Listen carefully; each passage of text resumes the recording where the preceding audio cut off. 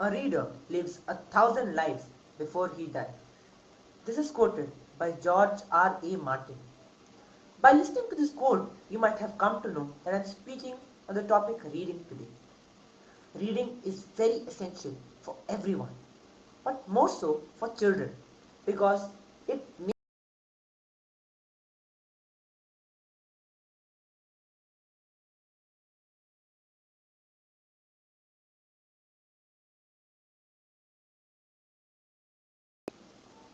It helps them think in a different manner. It also helps them think in a creative manner. So today I am going to speak on how reading is helpful for everyone around us. You might have heard people say that you must at least read 2 pages every day before going to sleep and you'll get good dreams in the night.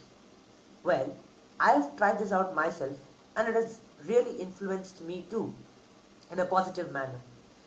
This is because when we read a good book, when we read a good quote, when we read something positive, positive thoughts go into our mind and we think positively.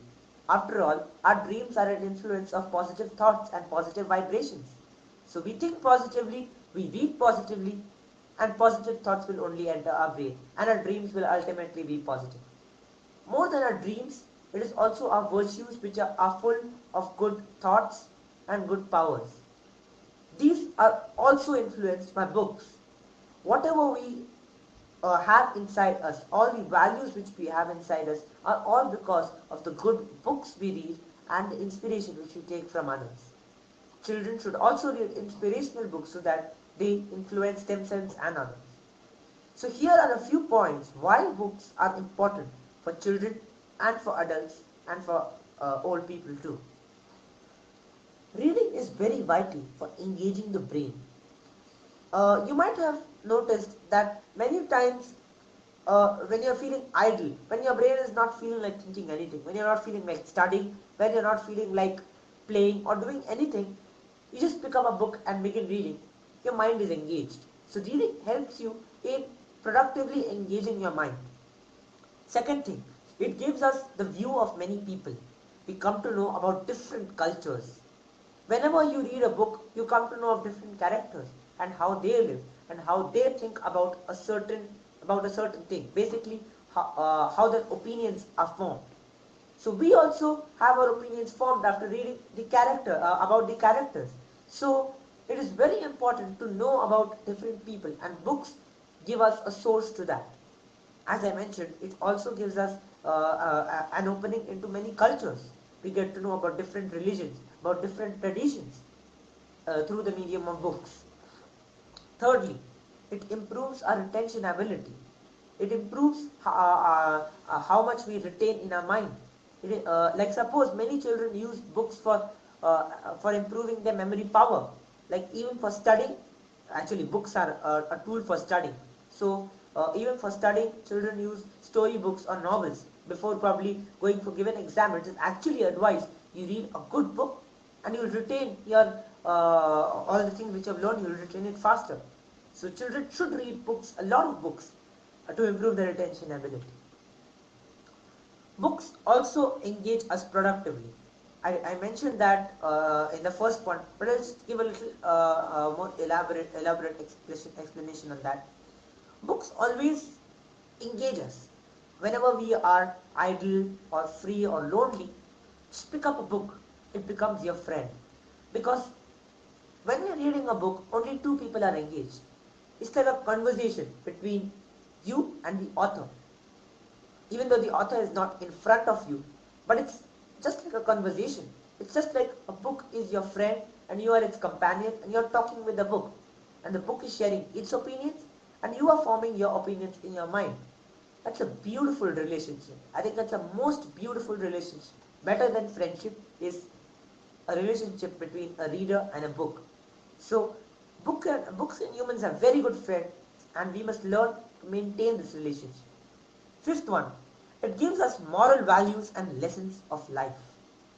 Many books have written morals, but even though many books indirectly do not suggest morals, they have some morals hidden inside them.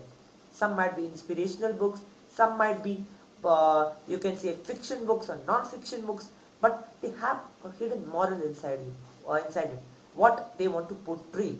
And that is what you need to take and probably write down in a piece of paper, so that you remember that and apply that in your life. That is the basic essence of reading a book. Now, I just suggest a few books for children, basically children, so that they can enhance their vocabulary, their grammar, their retention ability, their creativity, and their mind thought power. So here are a few books which children can read. For age 1 to 7, basically picture books are very good. You must be exposed to picture books and short, probably poems or rhymes.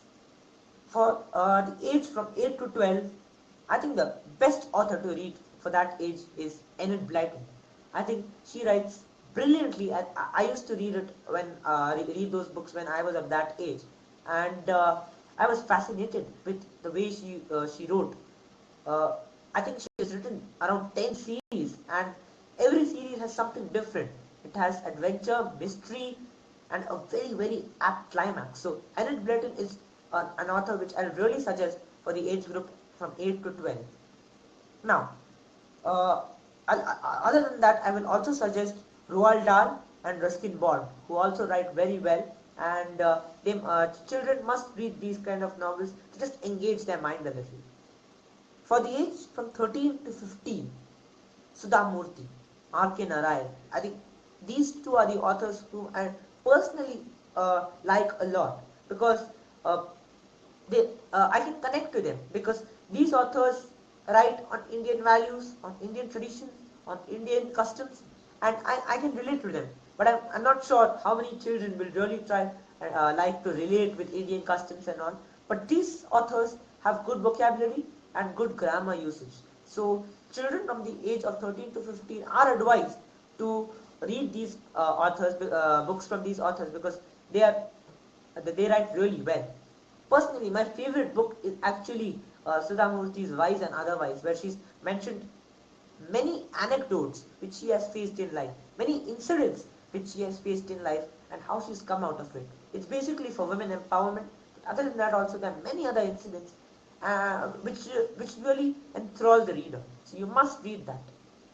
Other than that, Anita Desai is also a good author which you all can read. So books are very important, and children must get into the habit of at least reading 2 to 3 pages every day, just to engage themselves and just to refresh themselves. Thank you so much.